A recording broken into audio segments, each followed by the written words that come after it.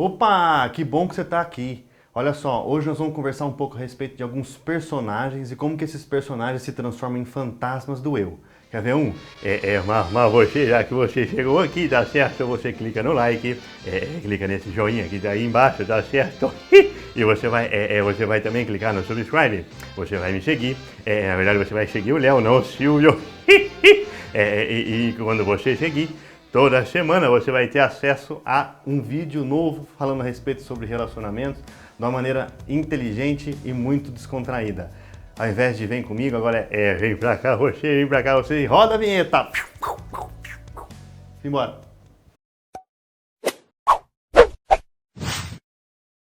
Fala pessoal, tudo bem? Eu sou o Léo e hoje nós vamos conversar um pouco mais sobre relacionamento intrapessoal, ou seja, eu comigo mesmo, você com você mesmo. Nosso tema hoje é os fantasmas do nosso eu. Você viu aí um pouquinho antes da vinheta eu tentando imitar o Silvio Santos, né? Você pode ver que na verdade imitação não é muito meu forte. O que eu quero trazer para você pensar hoje? Existem alguns personagens, alguns fantasmas do nosso eu. Por que eu digo fantasmas? Porque eles vivem nos rondando, vivem nos assombrando, sabe?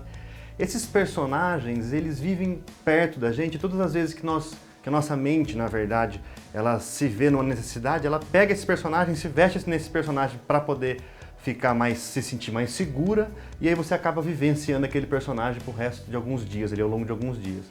E o que isso tem a ver com relacionamento intrapessoal? Quando você se dá por conta de que você está vivendo uma vida que não é você de verdade, está vivendo um personagem, está ali conduzindo alguma coisa que não é você, você começa a se sentir mal e se culpar por aquilo. E é muito ruim, né? A gente viver uma vida em duplicidade.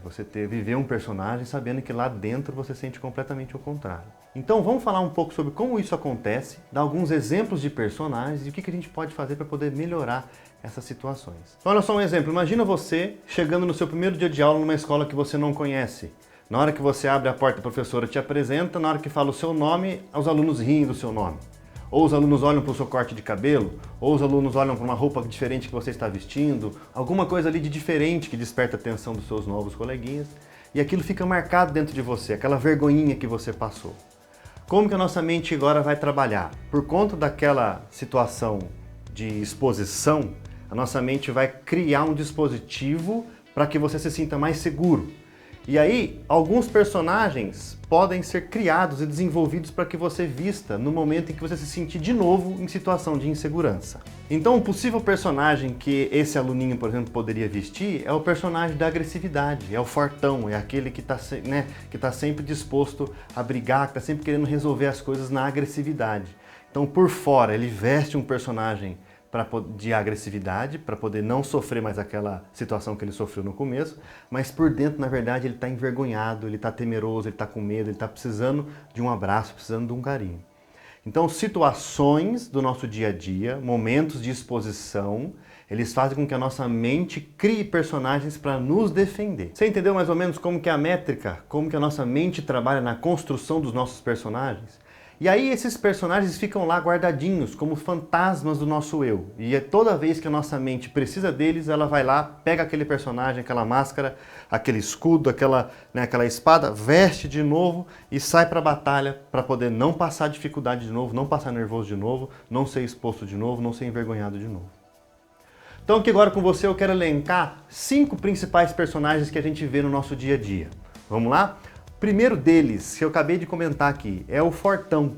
O primeiro deles é o Huxmaga. O primeiro deles é aquele que quando ele vê que a situação vai perder um pouco o controle, ele veste o personagem do Bruce Banner lá. Ele fica verde, grande, forte e sai quebrando tudo. Quer resolver tudo sempre na pancadaria, quer resolver tudo sempre na agressividade, quer resolver tudo sempre na força bruta. Parece que a mente desliga e só os músculos que estão ali na ativa, né? Por dentro desse fortão, por dentro do Bruce Banner, dentro do Hulk, por dentro desse cara tem uma pessoa ali acuada, tem uma pessoa ali que precisa de atenção, tem uma pessoa ali com medo, e aí para poder se proteger do medo, ela vai para a agressividade. A psicologia explica um pouco essa situação. O que ela fala? Muitas das vezes, aquilo que a pessoa está colocando para fora, às vezes é exatamente o contrário daquilo que ela é lá dentro. E ela só põe aquilo como uma maneira de defesa, uma casca que ela gerou ao longo da vida. Ah, tá aí, né? O segundo personagem é esse aqui, ó. É o pegador, né? É o cara lá que tá lá sempre nos aplicativos de relacionamento e nas rodas de conversa ele sempre é o cara que já pegou, é sempre o cara que se relaciona bem, é sempre o cara que é sempre procurado por todo mundo, né? Ou a mulher, né, no caso, é sempre a sensualzona, é sempre aquela que usa aquelas roupas chamativas, é sempre aquela que tá querendo se mostrar. Esse também é um grande personagem, o personagem ali da sedução, da sensualidade, né? O personagem que quer mostrar que é bem sucedido na área dos relacionamentos assim, amorosos, né? Por dentro, talvez uma pessoa solitária, por dentro, talvez uma pessoa que, assim, carente demais e por isso que ela quer tapar esse buraco, colocando exatamente o oposto, né? Na vida como personagem, ali como vestimenta, como fantasma do eu, para poder se relacionar. Terceiro personagem. Sabe aquela pessoa que está sempre certa? Sabe aquela pessoa que numa discussão, cara, você não consegue conversar com ela porque ela está sempre certa. Ela nunca dá um braço a torcer, perdão, desculpa, eu errei. Que isso, essas palavras nunca entraram no dicionário dessa pessoa. A pessoa ela veste ali um personagem,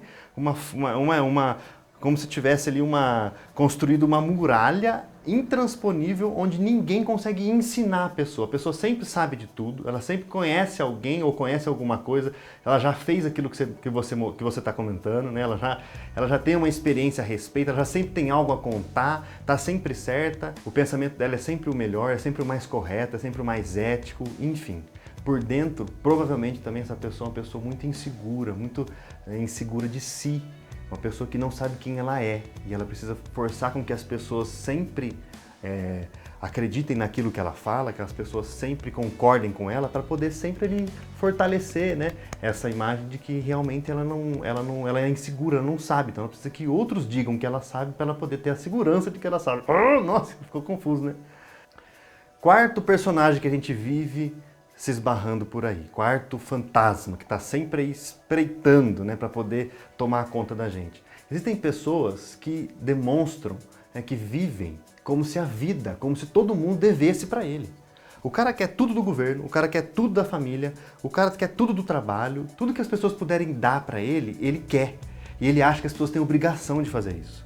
Porque ele se sente ali numa posição de inferioridade, porque ele se sente ali que ele foi injustiçado de alguma maneira. Esses dias eu estava no motorista de aplicativo conversando, o cara era sisudo, conversava comigo, eu achei que eu ia tomar uns tapas ali do rapaz, porque ele era sisudo, conversava comigo, parecia que estava bravo, reclamando da política, nenhum político era bom para ele, nenhuma cidade era boa para ele, tudo é ruim, tudo não pode, tudo, sabe, tá...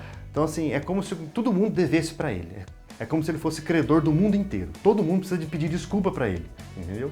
Por dentro, quem que será que essa pessoa, com certeza também está ali, fosse bater uma fotografia dessa pessoa por dentro, daria para pintar a seguinte imagem.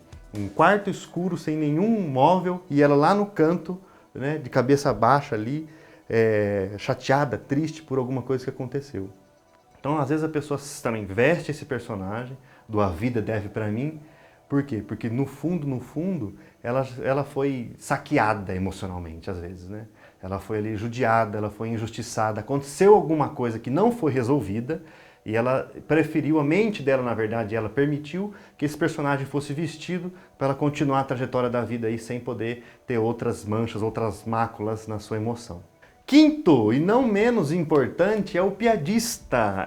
Sabe aquele engraçadão, o bobo da corte, aquele que sempre tem uma piadinha pra fazer, sempre tem uma coisinha, um personagemzinho que ele sabe imitar, tá sempre zoando alguém da sala, sempre zoando alguém do trabalho, sempre tem alguma coisa pra falar de alguém, pra poder dar risada, numa rodinha de amigos tá sempre lá fazendo uma piadinha. Esse cara precisa de holofotes, essa pessoa, ela precisa das luzes, ela precisa estar sendo enxergada, ela precisa do palco. Por quê? Porque no fundo, em algum momento da vida dela, ela se sentiu ali exposta, né, envergonhada, ela se sentiu ali injustiçada, ela se sentiu que ela não estava tendo a atenção, ela precisa de uma atenção em demasia, a mais. Então essa falta de atenção faz com que ela vista esse personagem, faz com que esse fantasma tome conta da vida dela e ela vai ali desenvolvendo uma vida de graça, de alegria, sempre, né, imitando as coisas, imitando as pessoas, sempre fazendo piadinhas, zoando, fazendo bullying com todo mundo. Para quê? Para ter os olhos das pessoas, para ter os holofotes, né, para poder estar ali nas luzes. Mas, Léo, e daí? E se eu identificar que eu estou vivendo um personagem, o que que eu faço? Olha só, então se você olhou para si mesmo e identificou, esse já é o grande primeiro passo. Isso aí muita gente não consegue nem identificar. É lógico que tá sempre certo, né? É sempre ali o fortão, intransponível, não consegue. Mas se você conseguiu chegar nesse nível de perceber que isso é real na sua vida, esse já é um grande passo. O segundo nível é você se perguntar, o segundo nível, né, ou a segunda ferramenta para te ajudar, é você se perguntar o porquê disso. Alguns psicólogos aconselham exatamente essa métrica, de perguntar o porquê. Por que eu preciso ser o engraçadão? Por que eu preciso ser o fortão? Por que eu preciso estar sempre certo em tudo? Por que eu preciso ser o sensualzão? Por que eu preciso me sentir ali querido, quisto, desejado? Muito provavelmente a resposta para essa pergunta já vai ajudar você a construir um caminho para poder conseguir se sentir um pouco mais saudável e abafar e calar um pouco mais esses personagens, esses fantasmas do eu que vivem rondando a gente. Beleza? Galera, muito obrigado por você estar me acompanhando até aqui. Obrigado por você estar acompanhando aí essa série, né, de bate-papos que a gente tem feito a respeito de relacionamento intrapessoal. Deixa aí um feedback. O que você está achando? O que você gostaria mais de ouvir? Deixa um feedback, deixa um comentário aí no YouTube, deixa um comentário no Instagram, beleza? Até o próximo vídeo. Um grande abraço e até lá!